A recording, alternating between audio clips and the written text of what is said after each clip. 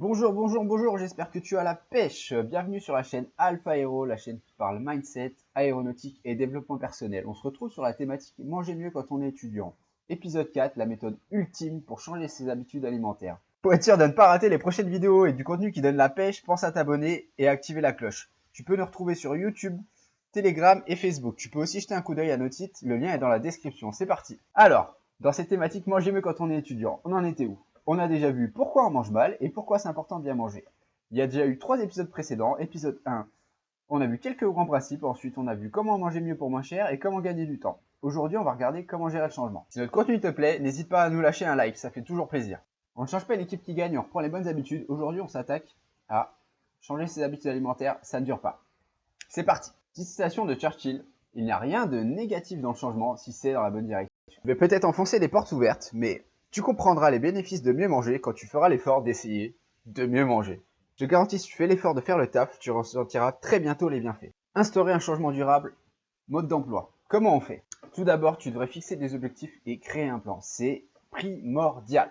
Un bon moyen de le faire, c'est de prendre des engagements écrits. Tu prends une feuille blanche, sur la gauche, tu mets tes objectifs. Sur la droite, tu vas répondre à la question « Comment je vais atteindre mes objectifs ?» Pourquoi je vais atteindre ces objectifs? Dans combien de temps je voudrais avoir atteint cet objectif? Etc. Les idées clés. Petit 1, y aller progressivement.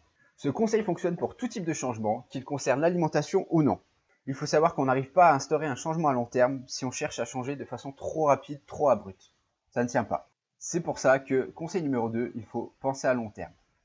Ça s'applique au changement, c'est-à-dire que tu ne vas pas construire Rome en un jour. Ce conseil s'applique aussi à un point qu'on a vu dans la vidéo numéro 1, disponible dans les fiches, qui est préserver son capital santé. Pour rappel, on a vu que l'alimentation permet de préserver son capital santé. Eh bien, il faut dire que tous les efforts que tu vas faire au jour le jour pour bien manger, ça va faire un effet boule de neige et ça te permettrait de te tirer des bénéfices dont tu n'as pas encore idée à long terme dans plusieurs mois, voire plusieurs années. Enfin, petit 3, en toutes circonstances, je reste positif. Il faut bien dire une chose, c'est que tu vas galérer. Je ne suis pas en train de te donner une méthode miracle dans laquelle tout va se passer du jour au lendemain. Il faut bien se rappeler, il faut bien que tu gardes en tête que ce n'est pas parce que ça marche pas comme tu voulais que tu es nul ou que tu n'es pas à la hauteur. Dans tout changement, ce sont nos échecs successifs qui nous rapprochent de nos objectifs. Et ce conseil est franchement valable pour tout type de changement, que ce soit pour arrêter de fumer, pour arrêter une addiction ou bien pour mieux manger. Si tu vis un échec, ça veut dire une chose et une seule chose que tu devrais retenir.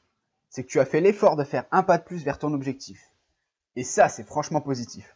Aussi, si tu as subi un échec, et je n'aime pas à dire échec, je préfère dire revers, puisque un échec, ça arrive vraiment quand tu abandonnes. Si tu subis un revers, c'est que tu as appris quelque chose qui te permettra de mieux y arriver la prochaine fois que tu essaieras.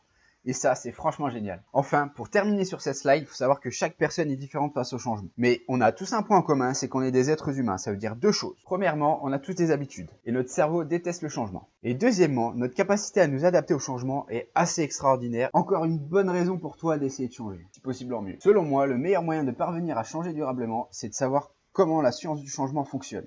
C'est la première étape. Ça te permettra d'aller beaucoup plus rapidement vers tes objectifs. Ok, SOS, mise en situation. Tu fais un écart imprévu, ne te juge pas, comme j'ai pu le dire dans la slide précédente. Il faut positiver. Est-ce que tu as fait mieux que la dernière fois? Ouais, si c'est pas le cas, c'est pas grave, puisque comme on l'a dit, ce revers t'en apprend un peu plus et te permettra d'y arriver mieux la prochaine fois. Si ça peut te rassurer, cela m'a pris 2 à 3 ans pour vraiment faire le jour et la nuit dans mes habitudes alimentaires. Mais par contre, si tu fais l'effort de progresser, tu pourras avoir des changements au bout de quelques jours, voire quelques semaines. Ce qui devrait franchement t'encourager. Enfin, pour terminer, une mise en situation. Concrètement, Florian, j'avais compris qu'il était important pour moi de manger des fruits et légumes, mais j'en mangeais pas du tout avant. Comment je fais? C'est une très bonne question. Selon moi, tu devrais commencer par choisir des fruits et légumes qui te plaisent. C'est ce que j'ai fait. Et au début, mieux vaut manger tout le temps les 3, 4 mêmes fruits que pas de fruits du tout. On est d'accord ou pas? Par la suite, ta curiosité fera que tu prendras plaisir à essayer des nouvelles choses. Ok, récap de la vidéo. Alors aujourd'hui, on a vu comment gérer le changement. Je t'encourage à aller voir les vidéos précédentes, à savoir l'épisode 1, l'épisode 2, l'épisode 3, qui traitent de quelques grands principes, comment mieux manger pour moins cher et comment gagner du temps. Dans les prochaines vidéos, je te donnerai des conseils pour gérer le stress et l'influence sociale, ainsi que comment t'organiser au quotidien. Il y a aussi quelques tips et des conseils sur des applications pour mieux manger. Si tu veux être sûr de ne pas rater les prochaines vidéos, pense à t'abonner et à activer la cloche. Pour nous remercier de notre travail acharné, mets un pouce bleu. Si tu as la moindre question, tu peux la poser en commentaire. J'y répondrai avec plaisir.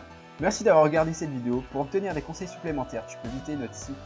Le lien est dans la description. Nous donnons aussi régulièrement des conseils et de la motivation sur Telegram et il y a des citations sympas sur Facebook. Merci de nous avoir regardés. Ciao!